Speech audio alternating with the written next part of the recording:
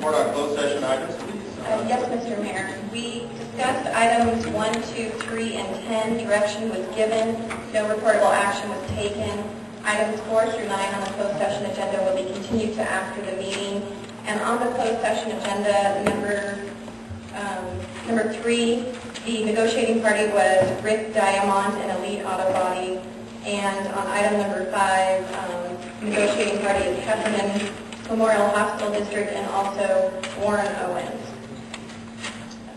Okay. Thank you, Jennifer. With this, we open the public session of the July 15, 2008 City Council meeting. Yes. Would you please join us as we give the Pledge of Allegiance?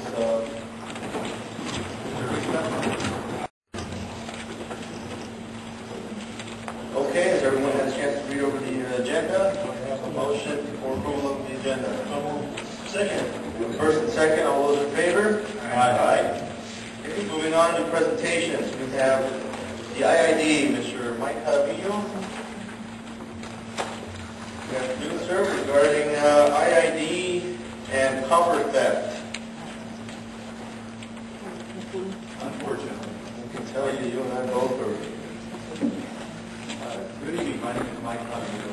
Just to introduce you to me, I know some of you very well. But I'm the key customer superintendent for the Energy Department. I've been with IAD right at 35 years. I get my 35-year pin next Tuesday. So I'm proud of that fact. And just one point of information I wanted to mention to council is that I am here as a resource for you. If you have any questions, comments, or concerns about the Energy Department, please call me. You may like to call the board of directors, and that's fine. But typically, the way it works, it will flow down to me. So for resolution or, like I said, for information, please give me a call. I'm offering you my services. This evening, guarding against theft, copper theft in particular, but other types of theft as well. Have a few PowerPoint slides to share with you, and really is a community issue. And it's shown here in this opening slide. An overview of what I'll be discussing, the background of copper metal theft, how unique this is a community problem, some current law legislation, and then the program that we're endeavoring to promote. As mentioned, in the last few years, copper pricing has gone from 70 cents a pound to more than $3 a pound. And of course, other metals are also seeing a tremendous cost increase. Aluminum, brass, platinum, etc. And you may be familiar with the ID Water Department as a similar program to reward for reporting the conviction of related to aluminum water gates, which has been very much in the news in recent months. Don't have to tell you that thefts of different types of metals are very common now. Here in the Calexico Cemetery, we have 35 brass urns acquired by some suspects that were caught. Here just a few weeks ago, we had a church bell acquired by someone because they intend to melt it and sell it. And of course, along with that is the increase in copper theft. And in particular, copper theft is very, harmful item because not only does it affect our reliability without copper grounds, voltage can fluctuate very extremely and be very dangerous. So it compromises our reliability and safety.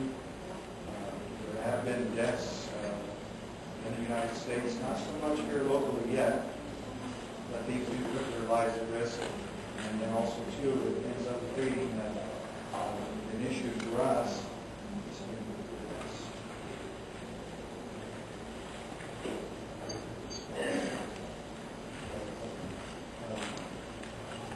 you see in the picture there on top right there, that's an underground vault in the heat fountain.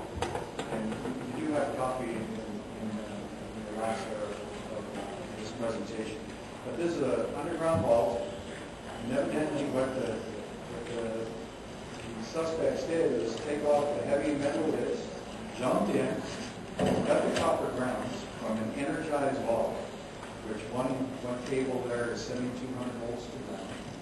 So, wrong move. They found them involved, but they knew what they're doing, and that's something that we're coming to understand. That these are not just Joe Blows. These are individuals that know what they're doing, have some electrical backgrounds, who know what they're doing, and to be able to do something like this, which again harmed the cable. It necessitated the replacement of the cable. An event like that cost us in the general neighborhood at least $5,000 because we have labor, transportation, equipment. It can be very costly.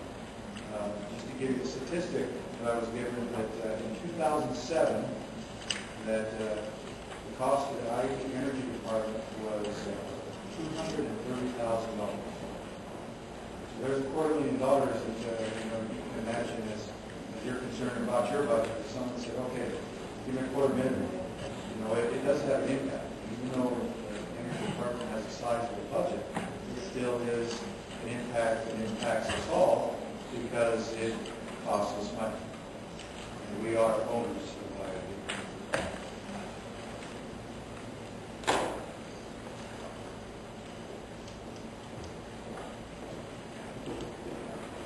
There we go.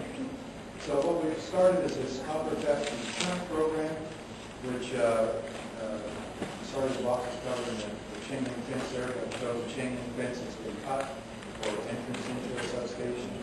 So we're increasing security, putting some other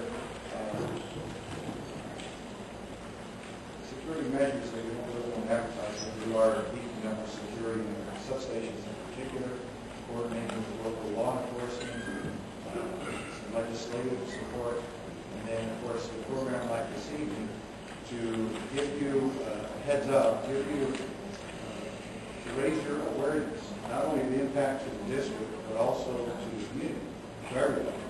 And through this outreach program, well, more on that later. Just another insertion here about law and legislation. These are federal offenses because we are a critical service in the community of electricity. So there will be prosecution to the fullest extent of the law when we capture someone. But again, what we are requesting is your assistance, the community's assistance, and allowing us to catch people. The two bills, assembly bills referenced here, the first one I believe is just now passed. It imposes fines on convictions of mental theft. Not very large, hefty fines, but they are at least, there is some monetary fine. The second one, Berry Hill, is moving through the assembly, and what that will do is it will require additional identification, a waiting period, so you don't walk in and throw metal on the scale and walk out with cash in your pocket, but rather allows 3-day waiting